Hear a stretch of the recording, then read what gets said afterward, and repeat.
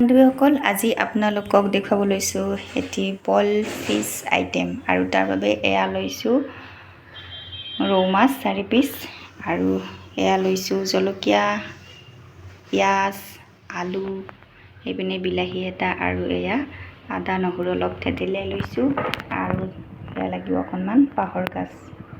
আপোনালোকে যিকোনো মাছ ল'ব পাৰে, মই এয়া ৰৌ মাছ লৈছোঁ।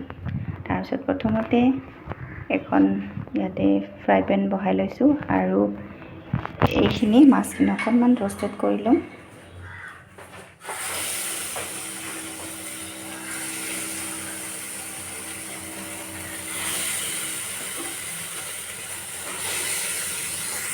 এয়া মাছ 4 পিচ ৰ'ষ্টেড কৰি ল'লোঁ। ৰ'ষ্টেড কৰি ল'লে মাছৰ কেঁচা গোন্ধটো নাথাকে আৰু তেতিয়া খাবলৈ ভাল লাগে।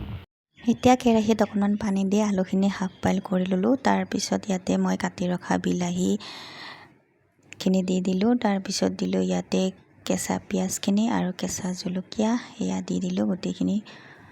এইখিনি এতিয়া অকণমান বইল হ'ব লাগিব।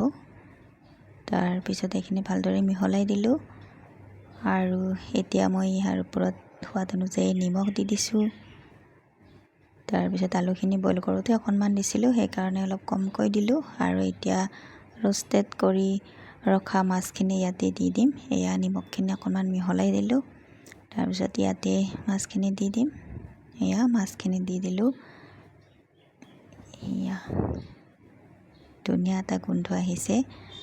তাৰপিছত এইখিনি অকণমান ভালকৈ লৰাই দি মাছখিনি অকণমান ডুব যোৱাকৈ পানীখিনি, তেতিয়া মাছখিনিত মানে মাছৰ ফ্লেভাৰটো আহিব।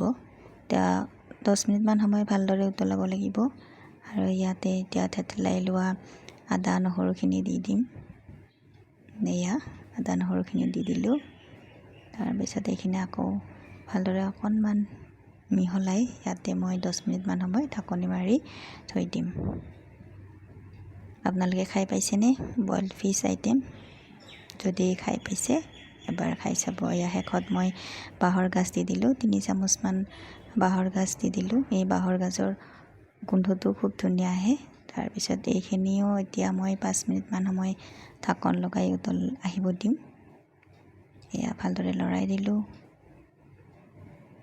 এয়া আমাৰ উতলি আহি আছে মাছৰ আৰু ফাইনেল এয়া হৈ গ'ল বইল ফিছ। আৰু দুপৰীয়া সাজত এয়া ভাতকেৰেলা বইল, তিয়ঁহ, মাছৰ পেটু আছিলে আৰু মাছ বইল। যদি ভিডিঅ'টো ভাল পালে তেতিয়াহ'লে লাইক, কমেণ্ট আৰু শ্বেয়াৰ কৰি দিব। আজিলৈ ৰাখোঁ ফ্ৰেণ্ড, বাই।